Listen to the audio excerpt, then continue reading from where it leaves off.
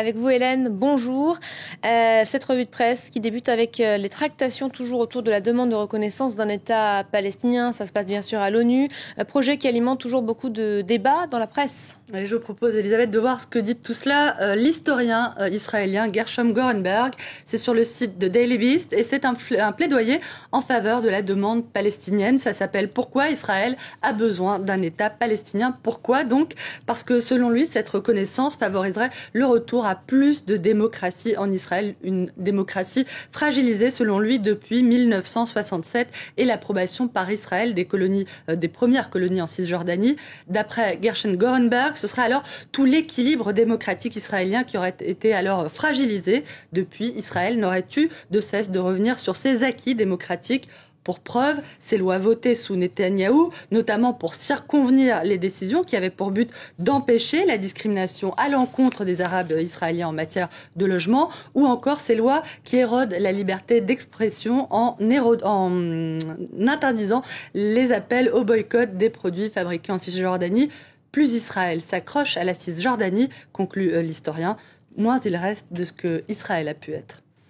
Et de son côté, The Guardian s'intéresse à l'entrée de ces débats. On en parlait il y a quelques instants avec notre invité, de ces débats dans la campagne présidentielle américaine, forcément. Et c'est assez intéressant avec la tribune d'un juif américain, Daniel Levy, c'est son nom, qui explique pourquoi l'administration Obama soutient indéfectiblement les Israéliens. On sait que la position des démocrates est largement liée au poids électoral de la communauté juive américaine, la position démocrate mais républicaine également, puisque Rick Perry, qui est l'un des candidats à la primaire républicaine, vient de parler d'erreurs commises selon lui par Barack Obama dans ce dossier, notamment en appelant à un gel des colonies israéliennes.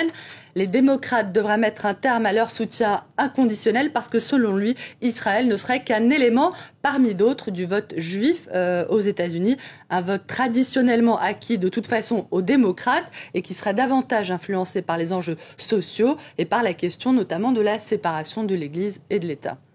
On va rester aux États-Unis avec l'exécution prévue ce soir de Troy Davis, dont la justice vient de rejeter le dernier recours. C'était hier, et ce, malgré la très forte mobilisation internationale. Et ce matin, The New York Times parle d'une erreur grave et prise malgré les nombreuses zones d'ombre que comporte cette affaire, les fautes commises par la police, les rétractations de plusieurs témoins et les révélations d'autres témoins encore qui ont affirmé qu'un autre que Troy Davis s'était accusé du crime. Des erreurs et des appels à la clémence, 630 000 lettres envoyées au comité de probation de Géorgie, signées notamment par l'ancien président Jimmy Carter, par 51 membres du Congrès et même par des partisans de la peine de mort, dont l'ancien directeur du FBI William Sessions. Mais rien n'y a fait, rien n'a pu empêcher ce que The New York Times qualifie ce matin d'erreur judiciaire. On va partir à présent en Italie, l'Italie dont l'agence Standard & Poor's vient de dégrader la note, une décision qui vient affaiblir encore un peu plus le président du Conseil italien, Silvio Berlusconi. Silvio Berlusconi, dont les frasques sont justement en partie responsables de cette décision, une dégradation qui vient accroître un peu plus encore l'exaspération de ses partenaires politiques. D'après La Repubblica, le journal explique que l'un de ses derniers alliés, la Ligue du Nord, est en train de le lâcher, puisque demain l'Assemblée nationale doit s'exprimer sur la levée de son immunité pénale.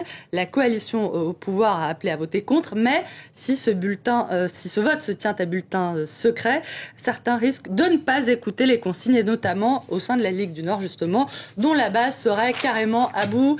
Pour terminer, Elisabeth, une bonne nouvelle, peut-être, ça va nous changer. Ah, je vous l'avais demandé tout à l'heure. Alors c'est pas non plus une bonne nouvelle qui est à la une du Guardian, qui ne sera pas finalement poursuivie par la police britannique. La police britannique qui vient d'annoncer qu'elle renonçait à tenter d'obtenir les sources du journal qui a révélé l'affaire des écoutes téléphoniques pratiquées par Feu News of the World, le journal du groupe Murdoch. Voilà, c'est dit. Merci beaucoup Hélène Frade. C'est la fin de la revue de presse internationale. Et il est 9h18 à Paris. Vous restez avec nous à suivre. D'ici quelques minutes, le journal de l'économie. On va reparler de l'Italie dont la note a donc été abaissée. Rome cherche depuis des solutions.